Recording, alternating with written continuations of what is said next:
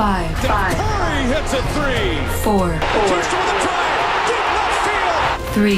Patrick hit by Watt. Sack number 10. 2. Messi with a record-breaking goal. 1. Welcome to BSS Sports. Now, here are your hosts, Steve and Trevor.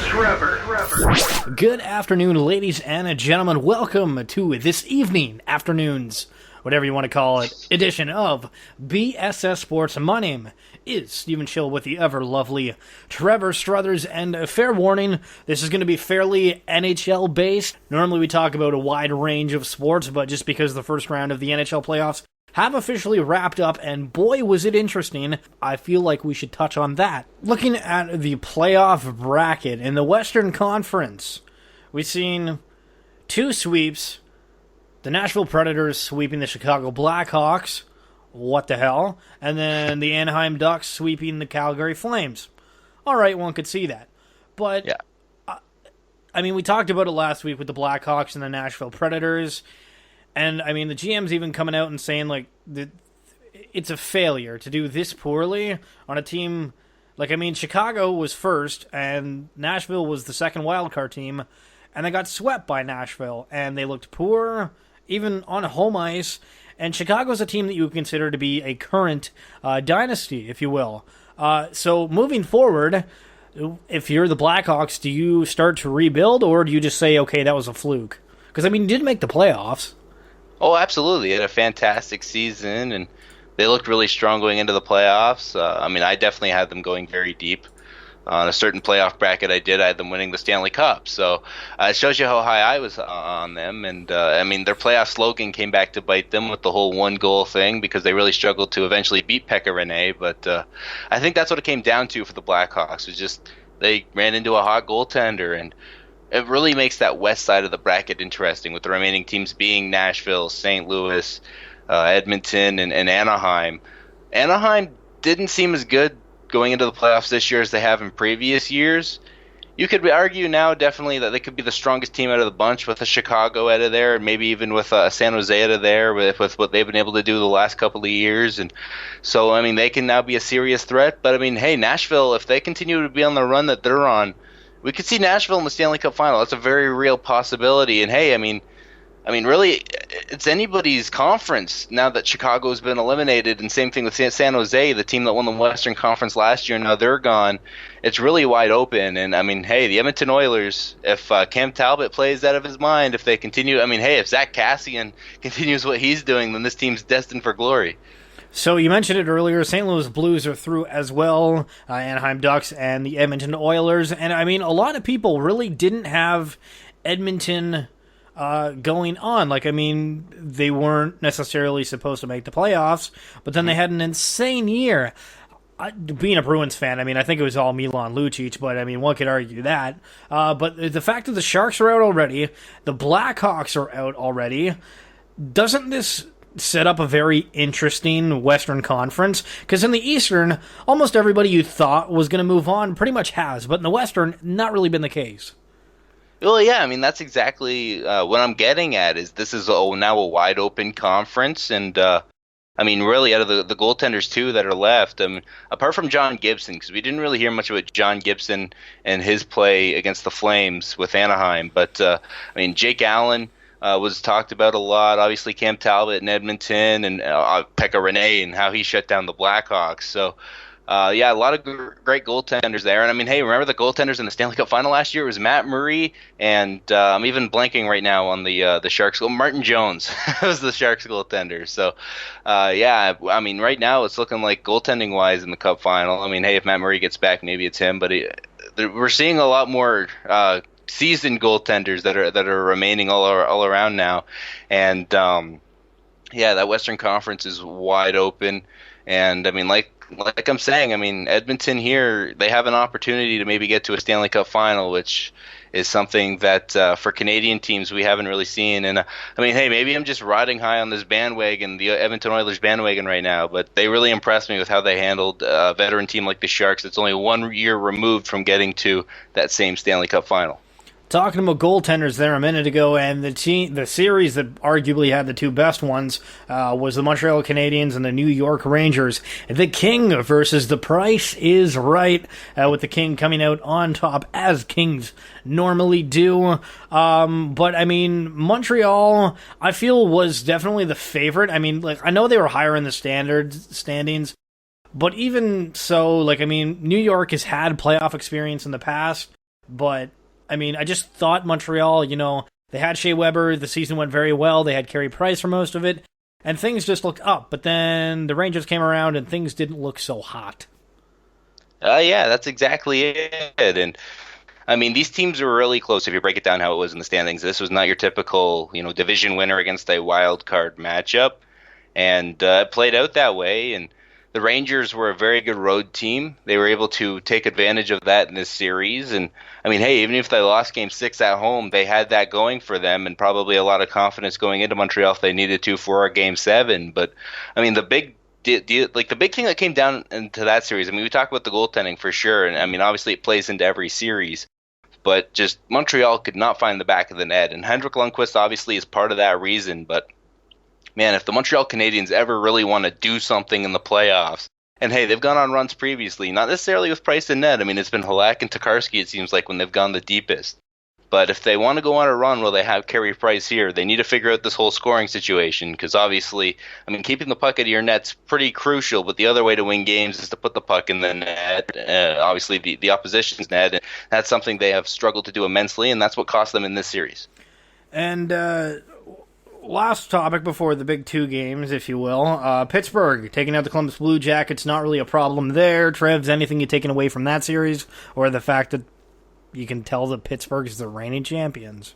Yeah, I mean, Pittsburgh's on a run. I thought the Blue Jackets definitely could have pushed them and maybe even won that series because they had a real nice season, obviously, and it seems like John Tortorella and them had a real nice thing going. And but Johnny Torts, what a guy! Yeah, but I mean, they ran into a hot team in Pittsburgh, and I mean, hey, even without Chris Letang, this is still a team that can find ways to hurt you. And even with Matt Murray going down in the warm-up of Game 1, they still have goaltending, and they find a way to pull that out. And I mean, now that we're going to get to see Washington and Pittsburgh again, I feel like I'm never going to get tired of seeing these two teams play, especially now that you have the President's Trophy winner from this year against last year's Stanley Cup champion. These are obviously two very strong teams, and probably the favorite to make it to the Stanley Cup final, if not win the Stanley Cup this year. So seeing these two teams battle will be really fun. And, I mean, who knows who's going to come out of that other series with the Rangers and the Senators. Obviously, the Rangers would be the favorite. The Senators will have home ice, which makes that interesting. And it was about 4 years ago, somewhere around there, they met in the first round. The Rangers had home ice, and the Senators pushed that and lost in 7 games in a really exciting series. Craig Anderson stood on his head, and he'll have to do that again if they want to push here for against the Rangers. Now, the Boston-Ottawa series. I try to be a Bruins fan, but the crowd always makes Bruins fans look terrible when they lose, especially in the playoffs. But talking about the on-ice action, I mean, this series as a whole was so back and forth. And I mean, you talked about it earlier when we first found out who was playing who in the playoffs, and you were like, this is one of those series that could go back and forth either way. And I mean, if you were Lotto Max or whatever sports betting system you'd want, you'd be pretty damn right, because these teams were evenly matched. Ottawa did win it 4-2, but still, Clark MacArthur coming back after basically being out the whole year from a summer camp incident, scoring the goals to win it, and just, I mean, the Ottawa's the feel-good story this year, are they not?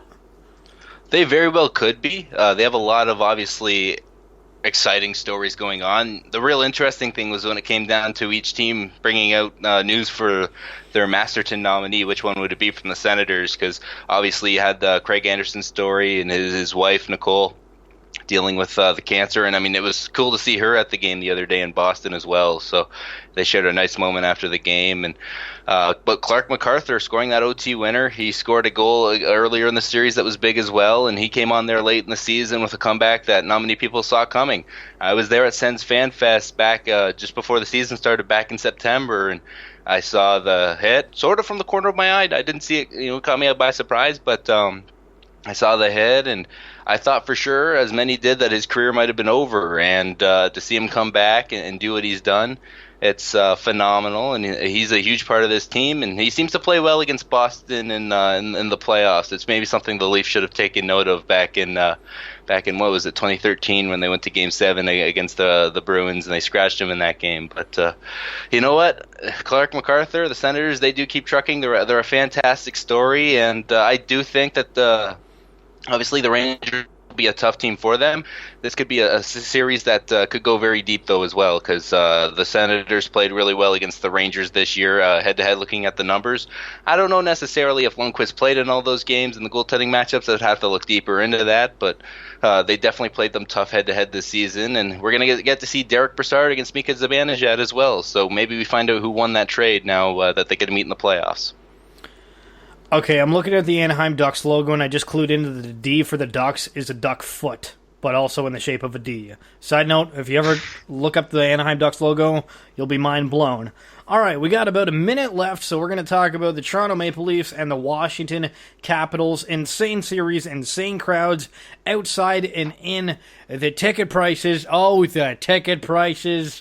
But the youngsters, Austin Matthews, everybody just looking great. The Mr. Anderson in the net, that's who's in net, right, Anderson? Mm-hmm. Okay, it makes me think of Ottawa, and I'm like, wait, that's Toronto too, doubling up there. You have Anderson and Andersen, spelled slightly differently. Confusing as all heck. But with that being said, Toronto, they're out. Nobody thought they'd make it there. Do you want to just talk about the fact that Toronto made it there and how they didn't get completely blown out by Washington? Yeah, and I'm not sure exactly what that came down to. It could have been, because obviously when we think of Washington in the playoffs, we think about them struggling and choking, as a lot of fans would say. But that's also when they've come up against teams like Pittsburgh, those real elite teams. Toronto, we didn't necessarily look at one of those elite teams, and they're not. I don't think there's any doubt about that. Now, 5 years from now, that could be very different, obviously. But right now, they're a young team that is very exciting offensively. They seem to have found a number one goaltender after looking for so long. Who knows? Their last number one goaltender that was actually a number one may have been Ed Belfour.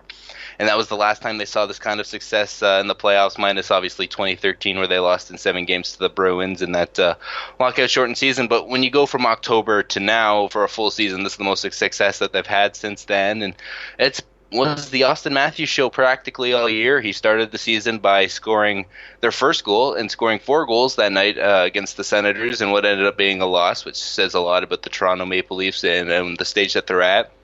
And that went on, and he scored their last goal this season in Game 6 there against the Capitals, and what was a fantastic season for him, broke many records, scored 40 goals. If you think about that, that's something I can only do in a video game, and that's not easy. But so he scored 40 goals as a rookie. This looks like he's going to be a real star in this league for a long time to come. And Mitch Marner is no slouch either. I questioned his size a lot coming into his first, really full season with the spotlight on him here in Toronto, and he thrived. And William Nylander as well, which is maybe a guy that took a little bit more to develop, obviously, than the other two, but he's a guy that's just as phenomenal to watch offensively. And hey, Zaitsev as well, back on that back end. They seem to have found somebody that can work out there in their top 4 in the long term as well. So they found a lot of pieces over this season that could help them out down the road. Obviously, it wasn't their year this year. It didn't help that they just snuck into the playoffs and ended up playing the Capitals. It obviously would have been a lot better for them if they could have faced off against a Bruins team or a Senators team, and maybe they win a series. But this is a team that has a real chance a couple years from now, if they can get a more favorable playoff matchup, to do some damage. That's it for this edition of BSS Sports. Make sure to like us on Facebook and on Twitter at BSS Sports, archiving all of our works on YouTube at BSS Productions. For Trevor, Struthers, and myself, Stephen Schill, we'll catch you next